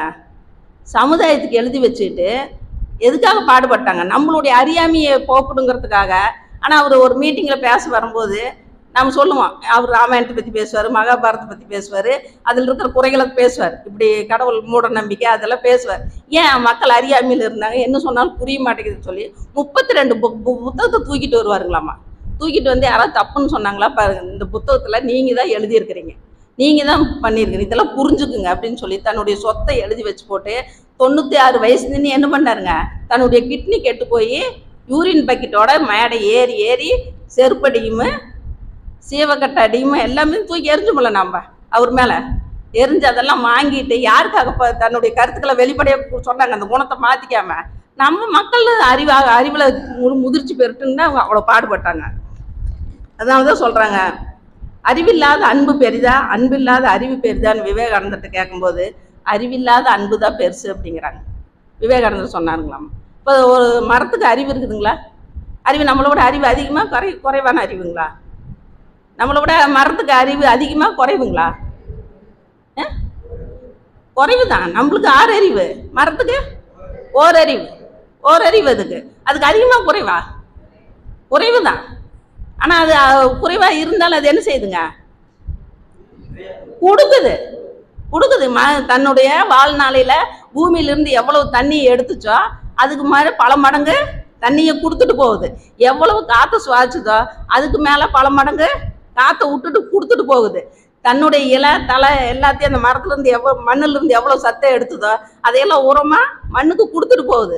அதுக்கு அறிவு அதிகமாக அன்பு அதிகமாக? நமக்கு அறிவு அதிகமாக அன்பு அதிகமாக? யாருக்கு அறிவு அதிகம்? மரத்துக்கு தான் இருக்குது, மனிதனுக்கு இல்லை. மனிதனுக்கு கம்மி. இப்போ நம்ம என்ன பண்ணுவோம், எதாக இருந்தாலும் இப்போ நான் குரு சொல்கிறேன்னா குருவெல்லாம் அப்படி இருந்திருப்பாரா அப்படின்னு நம்ம உடனே அப்படியெல்லாம் இருக்க முடியுமா அப்படின்னு நம்மளுக்கு சந்தேகம் வரும். அப்படிதான் ஆதிசங்கரர் ஒரு தடவை நடந்து போயிட்டே இருந்திருக்கிறார். நடந்து போயிட்டே இருக்கும்போது அவருக்கு தண்ணி தாக அடிச்சிருக்குது. ஆதிசங்கரர் அங்கே கல் மரத்துலேருந்து இறக்கி இருக்கிறாங்க, வாங்கி குடிச்சிட்டாரு. தண்ணி தாக அடிங்காட்டி கொடுப்பா அப்படின்னு சொல்லி தண்ணி கல் வாங்கி குடிச்சிட்டாங்க. சிசியருக்கெல்லாம் எப்படி இருக்குங்க? சிசியனுக்கு கூட வந்த சிசியருக்கெல்லாம் எப்படி இருக்கு? ஆஹா, என்ன குரு போய் கல் குடிக்கிறாரு அப்படின்னு சொல்லி, சரி குருவே கல் குடிக்கிறாரு, நம்மளுக்கு சந்தர்ப்பம் கிடச்சிருச்சு அப்படின்னு என்ன பண்ணாங்க, இவங்களும் வாங்கி ஆளுக்கு ஒவ்வொரு மொந்தை வாங்கி இவங்களுக்கு கல்லை குடிச்சிட்டாங்களாமா. கல்லை குடிச்சிட்டு கூடவே நடந்துகிட்டே இருந்திருக்கிறாங்க. கொஞ்சம் ரொம்ப தூரம் மறுபடியும் நடந்துருக்கிறாரு. நடந்து போயிட்டே இருக்கும்போது இரும்பு பட்டறை இருந்திருக்குது. இரும்பு பட்டறையில் அந்த இரும்பு உருக்கி என்ன பண்ணுவாங்க, இரும்பு உருக்கி அது கொதிச்சுட்டு இருந்திருக்குதாம்மா. அங்கே இவருக்கு தண்ணி தாக அடிச்சிருக்குது. இவர் இரும்பு திராவத்தை வாங்கி குடிச்சிட்டாரம்மா. அவருக்கு என்னங்க, அவர் ஆதிசங்கரர் மகான். அவருக்கு தண்ணியும் ஒன்று தான், கல்லும் ஒன்று தான், சாராயம் ஒன்று தான், இரும்பு திராவகமும் ஒன்று தான். குரு சிசினுங்கள்லாம் என்ன பண்ணிருக்கிறாங்க, ஆகா நம்ம குரு கல் குடிச்சாரு, நம்ம கல் குடிச்சோம், இப்போ திராவகத்தை வாங்கி குடிக்கிறாரு, நம்ம குடிக்க முடியுமா அப்படின்னு தானே டோட்டலாக ஆதிசங்கரர் காலில் விழுந்தாங்களாம், மன்னிச்சிருங்க அப்படின்னு.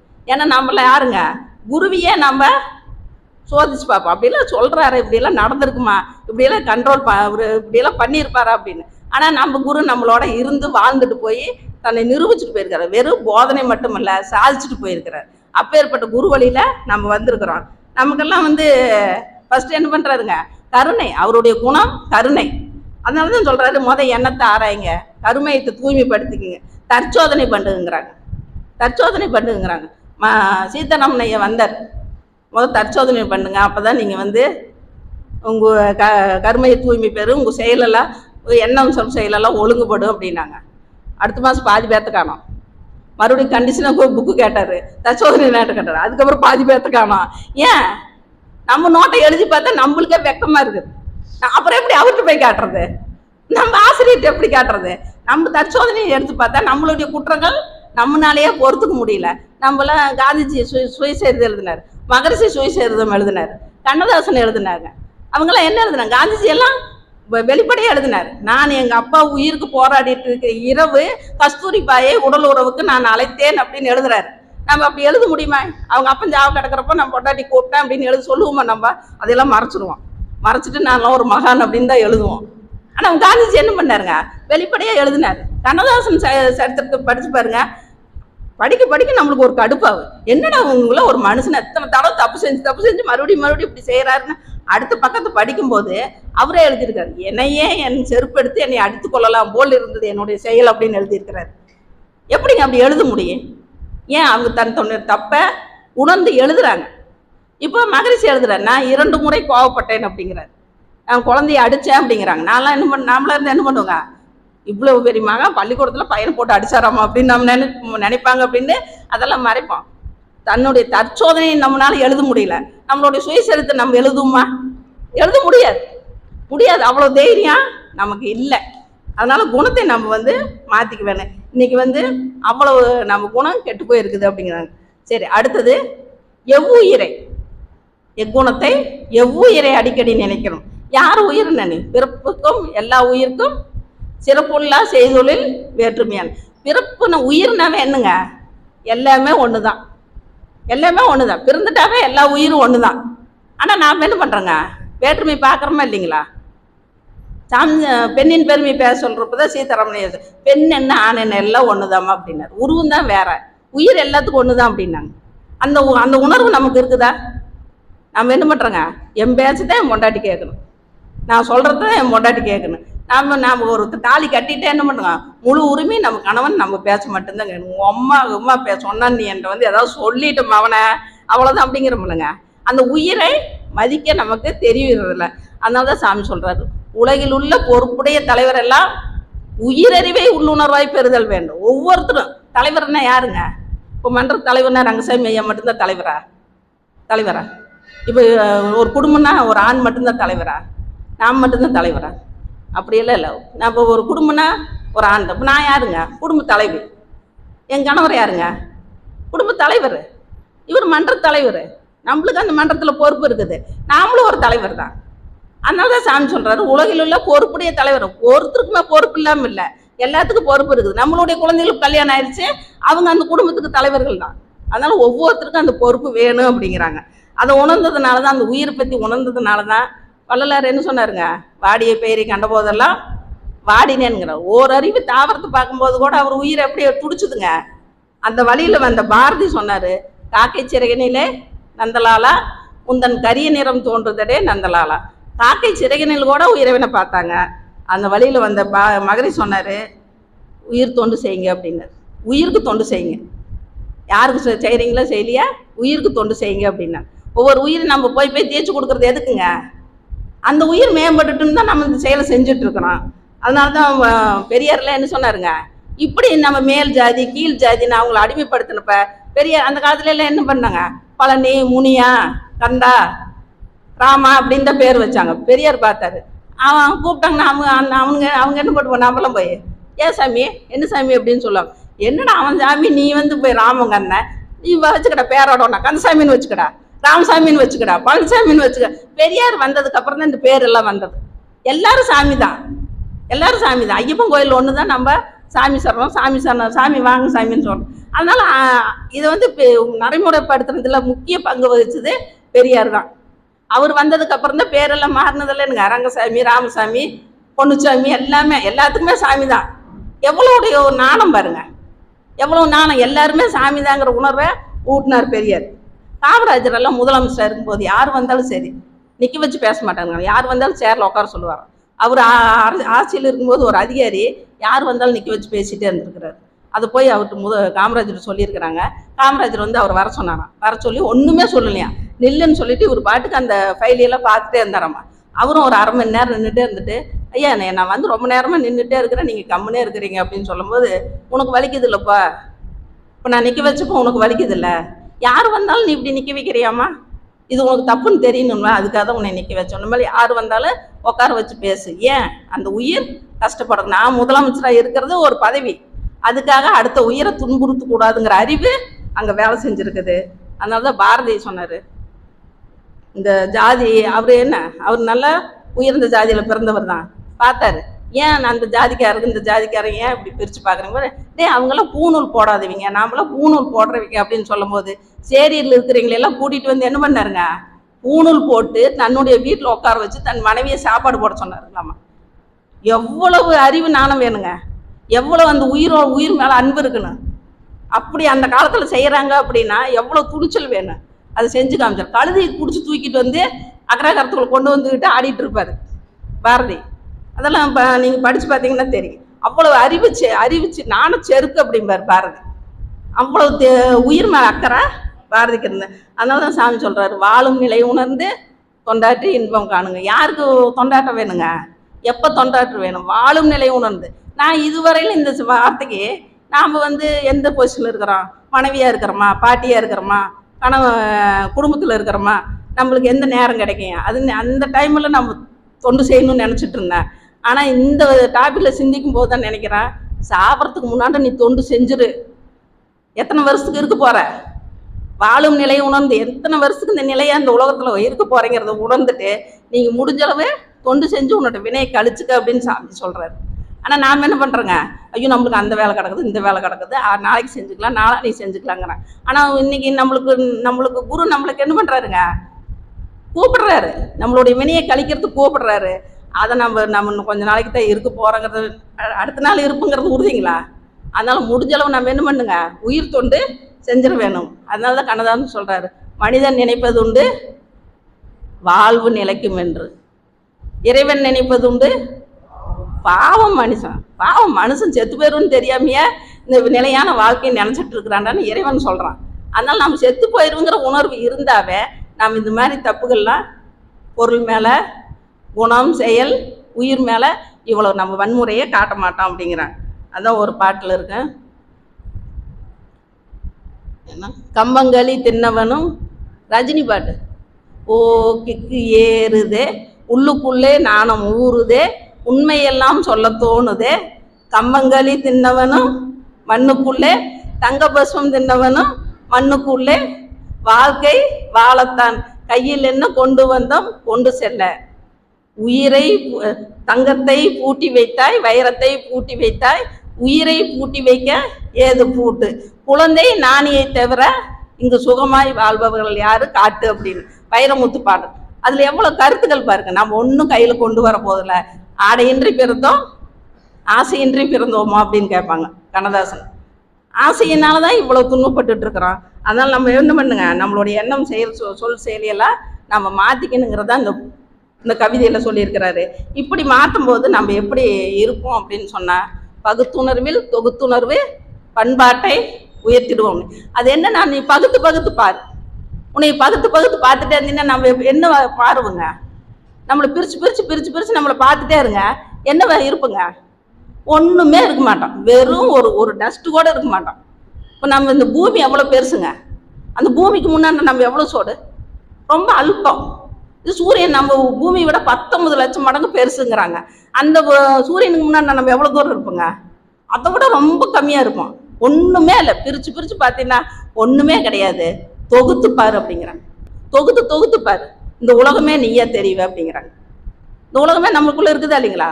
இந்த மண்ணு நமக்குள்ளே இருக்குது, நீர் நமக்குள்ளே இருக்குது, நெருப்பு நமக்குள்ளே இருக்குது, காற்று நமக்குள்ளே இருக்குது, அந்த இறைவனை நமக்குள்ளே இருக்கிறான். அப்பேற்பட்ட உருவத்தில் நம்ம வந்திருக்கும் போது நம்ம என்ன சொல்லுங்க, இந்த மகரிஷியோட வழியில் நம்ம வந்த நாம் மகரிஷியோட கருத்துக்களை நம்ம எடுத்துக்கணும். குருவை மதித்து ஒழுகினால் என்ன ஆகும், உடலினும் அறிவிலும் மாற்றம் காணும் அப்படிங்கிறாங்க. உடல்ல அறிவில் மாற்றம் கண்டலைங்களா மகரிஷி உடல்ல மாற்றம் கண்டலைங்களா? உடல்ல மாற்றம் காணங்காட்டி தான் யார் குடியிருந்தாங்க அவர் உடல்ல? வள்ளலார் தன்னுடைய குருவே அந்த உடல் சுத்தமான உடலா இருக்குங்காட்டி தான் தன்னுடைய குருவே 10 வருஷம் அவர் உடலை எடுத்து வாடகைக்கு சங்கமிச்சு 10 வருஷம் அந்த உடல்ல இருந்தாரு. அறிவில் மாற்றம் கண்டாரா இல்லைங்களா?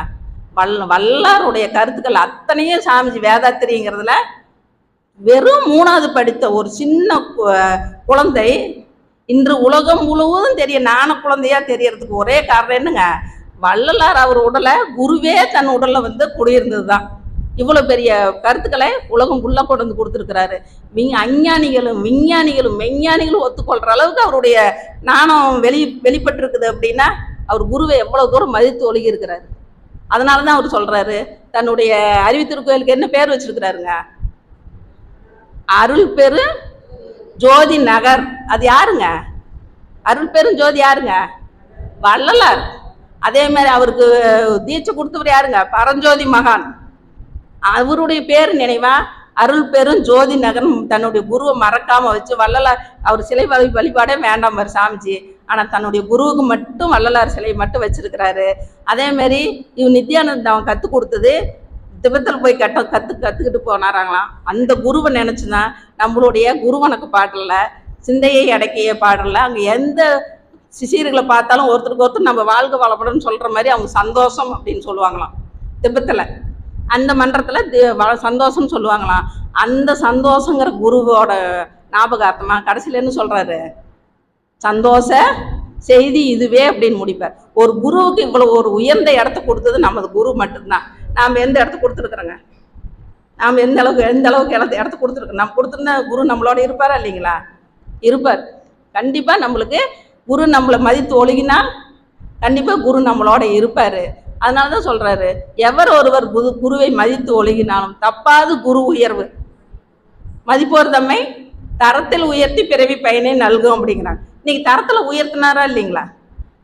திருநாவுக்கரசர் 16 வருஷம் தான் வாழ்ந்தார். அவர் ஒரு சின்ன சிறுவனாக இருக்கும்போது அந்த வழியில் வராரு. திருநாவுக்கரசர் வரும்போது அப்புறம் திருஞான சம்பந்தரை சந்திக்கணும்னு ஆசைப்படுறாரு. அந்த சின்ன சிறு குழந்தைய பல்லக்கில் வச்சு நாணப்பால் ஊட்டிய குழந்தை, அது சக்தி அம்பாலே நாணப்பால் ஊட்டிய குழந்தை திருநாவுக்கரசர். அவர் சொல்கிறாரு, நான் இப்படி திருஞான சம்பந்தரை சந்திக்கணும். அவருக்கு வயசாயிடுச்சு, ரொம்ப வயசானவர், சந்திக்கணும் அப்படின்னு சொல்லும்போது இவர் ஆசைப்படுறாரு. இங்கே தானே பக்கத்தால் தானே, இங்கே அங்கே தான் இருக்கிறாரு, இங்கே இறக்குங்க, அவர் விசாரிங்க, நான் அவரை பார்க்கணும் அப்படின்னு இந்த திருநாவுக்கரசர் கேட்கும்போது அவர் தன்னுடைய பல்லாக்கில், சாமி நான் உங்கள் கீழே தான் இருக்கிறேன் அப்படின்னு பல்லக்கு தூக்கிட்டு வந்தாரான். அப்படியே திருநாவுக்கரசர் அந்த குழந்தை கீழே குதிச்சு அவர் காலை தொட்டு கும்பிடுச்சான். குரு என்ன பண்ணாருங்க? தன்னுடைய சிஷியனை தூக்கிட்டு வந்தார். சாமி என்ன சொல்கிறாருங்க? என் தோள் மேல் ஏறி நில்லுங்கள், நான் பார்க்காத உலகத்தையும் உங்களுக்கு காட்டுறேன் அப்படிங்கிறார். யாருக்கு சொல்லுவாங்க? அந்த அளவுக்கு நம்மளை உயர்த்தணும்னு ஆசைப்படுறாரு. அந்த கருணை அந்த மனசில் இருக்கிறதுனால தான் நாம் வரமாட்டேன்னு போனால் கூட நம்ம என்ன பண்ணுறோங்க? மறுபடியும் 1 மாதம் கழிச்சு வரோம், 1 வாரம் கழிச்சு வரோம். இன்னைக்கு எக்ஸசைஸ் பண்ணினா கூட 4 நாள் கழிச்சு ஐயோ குரு சொல்லியிருக்கிறான்னு எக்ஸசைஸ் பண்ணுறான். இன்றைக்கி தற்சோதனை பண்ணலினாலும் ஒருத்தர் மனசு சங்கடப்படுற மாதிரி பேசிட்டா கூட சாமிஜி நம்மளுக்கு சொல்லி கொடுத்துருக்குறாரு, இது தப்பு செய்யக்கூடாது அப்படின்னு நினைக்கிறோமா இல்லைங்களா? அதுதாங்க நம்மளுடைய பிறவி பெயர். அதுதான் நம்ம கண்ட பிறவி பெயர். நம்ம இன்றைக்கி சமீபத்தில் எங்கள் அம்மா இறந்துட்டாங்க. அப்போ சொன்னாங்க, நீ பயன் இல்லை, நான் ஒருத்தி தான் இருக்கிறேன், நான் எனக்கு மனப்பூர்வமாக அவங்களுக்கு என்னென்ன செய்யணுமோ எல்லாம் கரெக்டாக செஞ்சுட்டேன் அப்படிங்கிற ஒரு திருப்தி. அவங்களும் நல்ல முறையாக எது தொந்தரவு இல்லாமல் இறந்துட்டாங்க. அப்புறம் இவங்கெல்லாம் தான் ஆறுதல் சொன்னாங்க, எங்கள் உறவினர்கள்லாம். சரி, ஏன் அழுதுகிட்டே இருக்கிற, அம்மா வயசாகி தானே இறந்தாங்க, நீ ஒரு பையன் இருந்தால் கூட இந்த அளவுக்கு செஞ்சுருக்க மாட்டாங்க, நீ இந்த அளவுக்கு செஞ்சுட்டில, நீ அழுகணுங்கிற அவசியம் இல்லை, நீ வா போப்பலாம், நாங்களும் இருக்கிறோம்ல அப்படின்னு சொன்னாங்க. நானும் அப்படி தான் நினச்சி வந்தோன்னே, சரி நம்மளும் அவங்களும் சொல்கிற மாதிரி அவங்க சாகிற வயசு எந்த சிரமம் இல்லாமல் அப்படி தாங்க நினைப்போம்.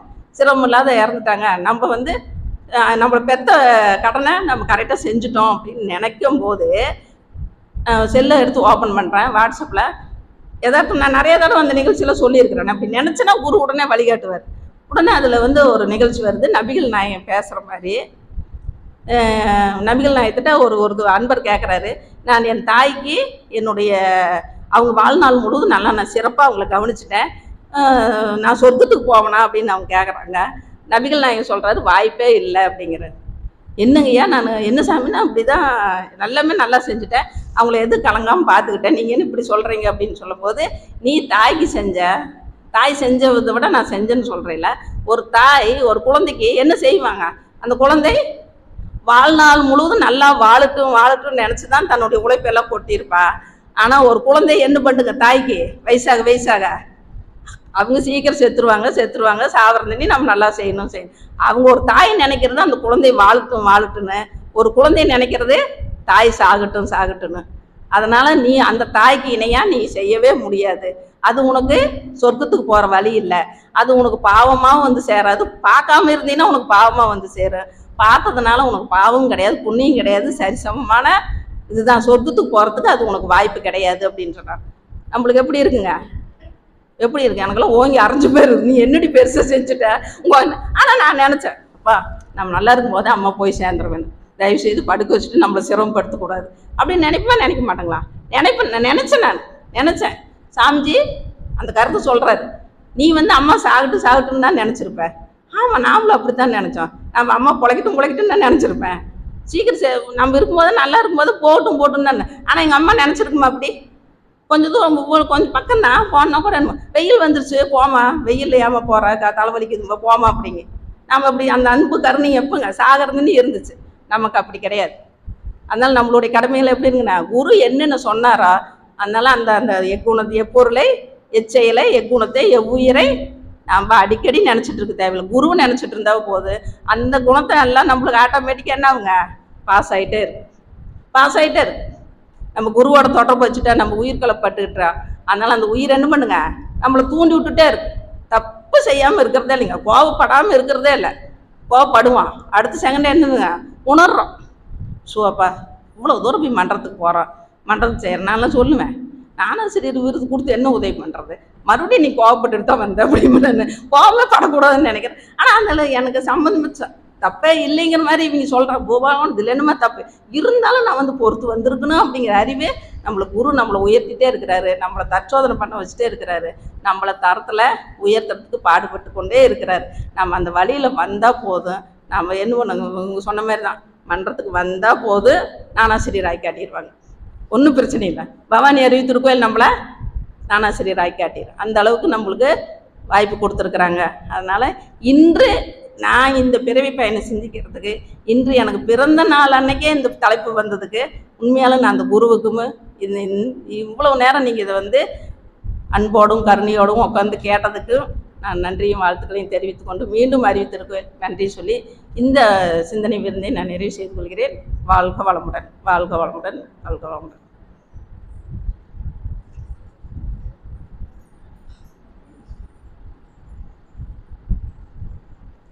அதோட ஒரு சின்ன அறிவிப்பு. என்னுடைய பிறந்த நாள் இன்று என் மகளோட திருமண நாளை முன்னிட்டு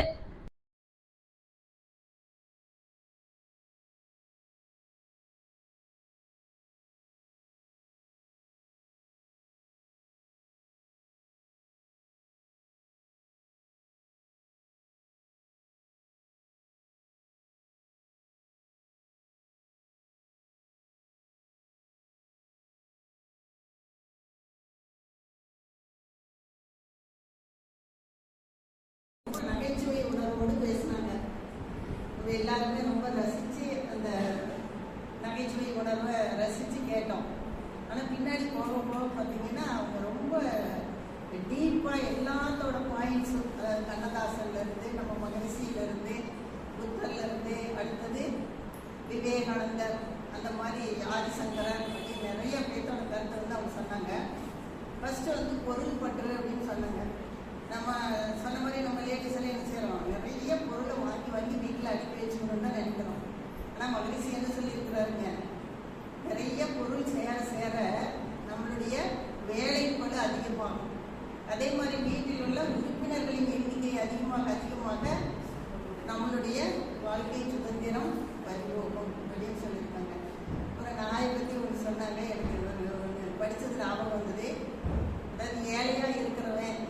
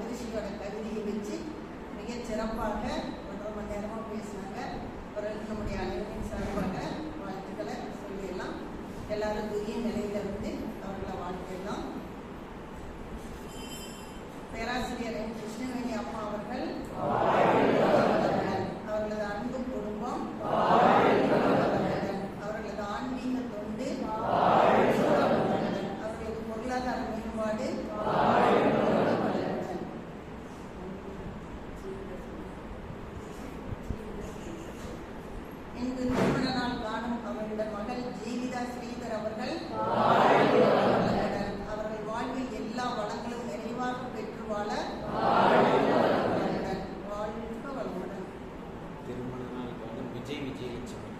இன்று திருமண நாள் காணும் விஜய் விஜயலட்சுமி அவர்கள் அவர்கள் வாழ்வில் எல்லா வளங்களும் நிறைவாக பெற்று வாழ